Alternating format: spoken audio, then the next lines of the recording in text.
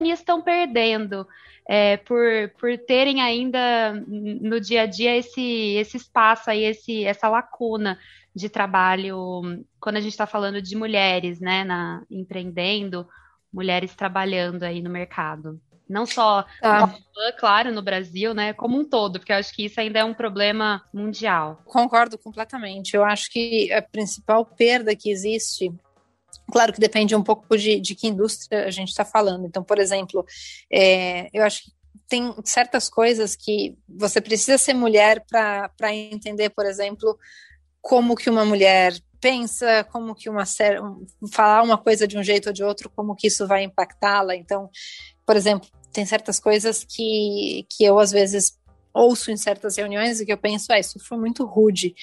Mas uma pessoa que talvez fosse do sexo masculino pensaria, isso aí foi direto, nenhum problema.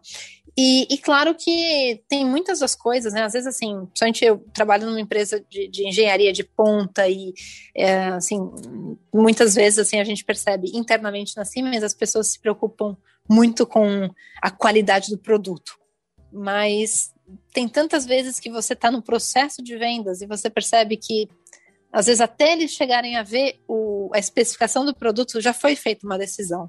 Às vezes, foi feita uma decisão porque o outro vendedor ou o outro fornecedor simplesmente tem muito mais gente para dar assistência aqui no país. Então, eu já tive casos assim que eu ouvi de clientes me falando: olha, o seu produto quebra só 2 vezes ao ano, mas você demora 2 dias para resolver o problema. Eu tenho outro que quebra 10 vezes e o cara demora só 5 horas. Então eu prefiro ter 10 vezes que ele ser quebrado, mas vai ter alguém aqui em 5 horas. E por mais que você faça matemática e você percebe que 10 vezes 5 horas é pior do que 2 vezes 24, não adianta, é uma questão de percepção. Então, desse mesmo jeito, do mesmo jeito que percepção conta muito, você tem essa questão de que às vezes você tem um jeito feminino de fazer coisas ou um jeito de interpretar coisas que mulheres percebem diferentemente dos homens.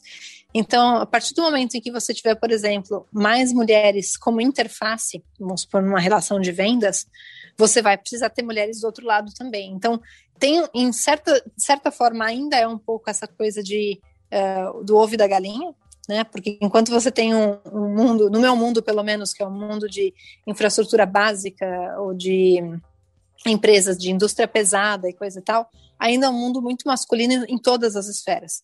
E aí, obviamente, que você tem essa coisa de se você não tem uma mulher de um lado, você não precisaria ter a mulher do outro, né? Então, a hora que um dos lados começar a andar, o outro provavelmente vai ter que acompanhar. E agora, por exemplo, eu investi numa empresa de manutenção no Brasil.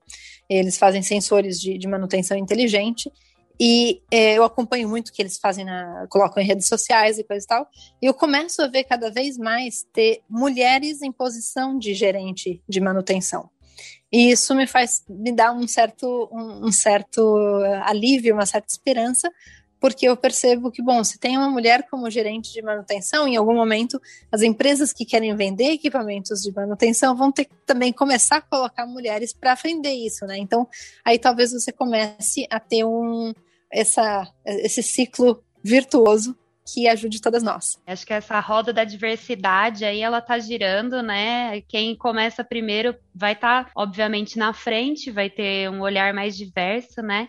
Então, interessante, realmente dá uma pontinha de esperança pra gente aí de ver isso se ampliar, né? Já existem empresas, claro, que trabalham com isso, existem instituições preocupadas com essa questão, porque no final das contas, tanto no mercado de trabalho quanto na parte de consumo, a gente tem mulheres, né, em todas as pontas. Nós estamos aí em todos os lugares da sociedade, então, quanto mais as empresas tiverem essa inserção, né, em diversos níveis, eu acredito que isso vai ser bem rico. Principalmente no lado de consumo, porque no fim das contas, quando você entra no mundo, quando você sai do meu mundo, né, que é B2B, e você vai para o mundo B2C, aí muitas vezes você tem mulheres consumindo muito mais do que homens.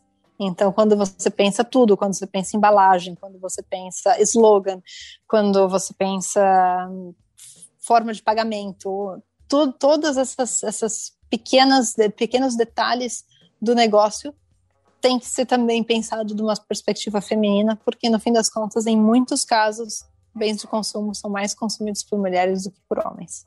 E não só das mulheres, né? Não só dessa questão de gênero, mas acho que a diversidade nas suas mais diversas esferas, né, Cláudia? Isso faz a diferença, sem dúvida.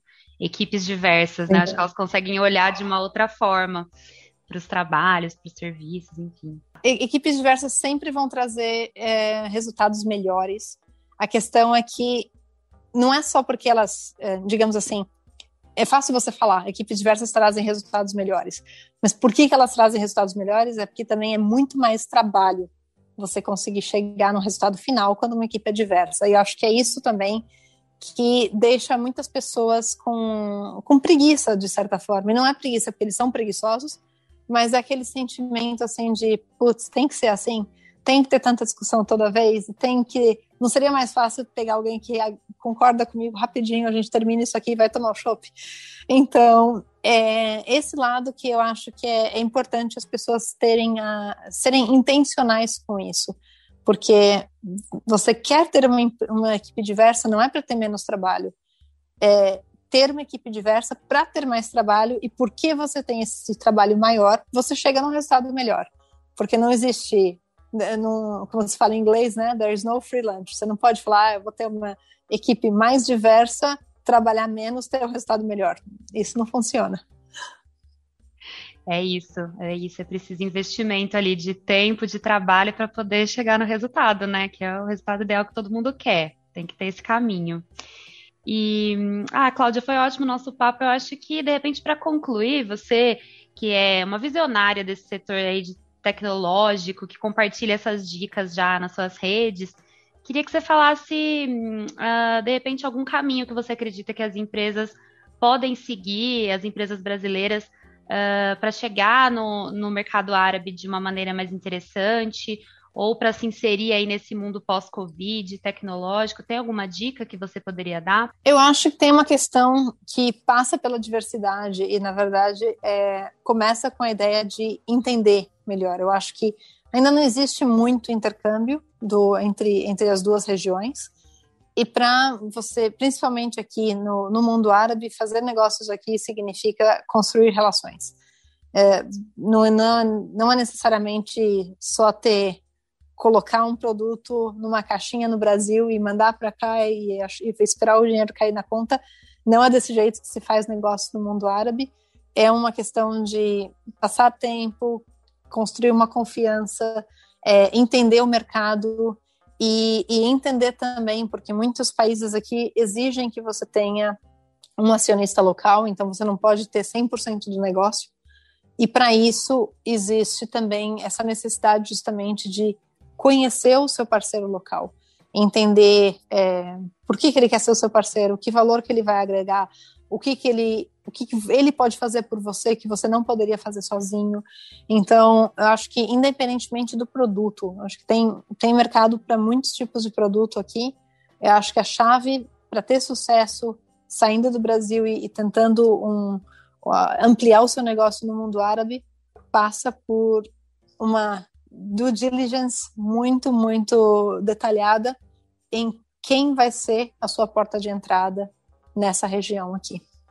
Sem dúvida, é isso. Tem muito trabalho estratégico, né, antes da ação em si. Muito legal. Cláudia, foi super rico o nosso papo. Infelizmente, agora a gente vai se encaminhando para o fim. Eu quero agradecer muito sua presença aqui, por ter contribuído e compartilhado tanta experiência aqui no AmbaCast. Obrigada, viu? Super obrigada, Thaís, pela possibilidade, e fiquem bem e protejam-se. Vamos continuar nos protegendo, é sempre bom lembrar, né? Estamos aí indo para um caminho melhor, mas vamos continuar nos protegendo. Obrigada, Cláudia, até a próxima. Obrigada, tchau, tchau.